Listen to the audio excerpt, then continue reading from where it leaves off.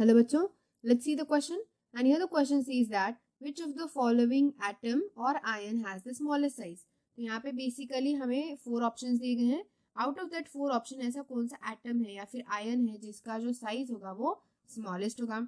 सो यहाँ पे फ्लोरीन के 2 है, फिर ऑक्सीजन एंड नाइट्रोजन. तो उससे पहले हम एक बार पीरियोडिक टेबल को ऑब्जर्व कर लेते हैं.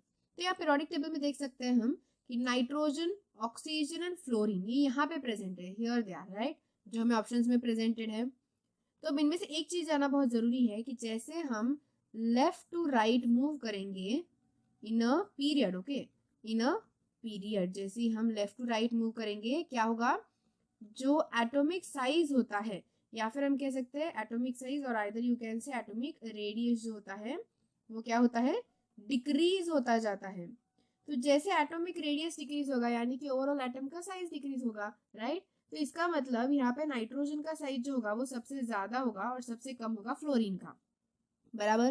तो हमें तो स्मॉलेस्ट साइज ढूंढना है, तो स्मॉलेस्ट तो फ्लोरीन का है, ये तो हमें समझ में आ गया. लेकिन फ्लोरीन यहाँ पे एक नेगेटिव चार्ज के साथ है तो एक नॉर्मल फ्लोरीन एटम है. तो यहाँ पे ये भी समझते हैं कि अगर किसी भी एलिमेंट का अगर अनायन प्रोवाइड किया गया हो तो ऑब्वियसली वो साइज में लार्जर होगा देन द नॉर्मल वन. मतलब हम अगर कोई नॉर्मल न्यूट्रल एलिमेंट लेते हैं, पैरेंट न्यूट्रल, जैसे यहाँ पे फ्लोरीन लिया गया है, तो फ्लोरीन जो न्यूट्रल वाला है प्रेजेंट ऑप्शन ए में, तो उससे तो साइज में ऑब्वियसली फ्लोरीन नेगेटिव ये जो है वो साइज में बड़ा होगा, लार्जर होगा. क्यों? क्योंकि एक इलेक्ट्रॉन इंक्रीज होने की वजह से जो अट्रैक्टिव फोर्स है वो डिक्रीज हो जाता है, जिसकी वजह से एटम का साइज जो है वो इंक्रीज हो जाता है. तो इसीलिए F माइनस का साइज ज्यादा होगा F से. ऐसा ही अदर एलिमेंट्स के साथ भी होगा.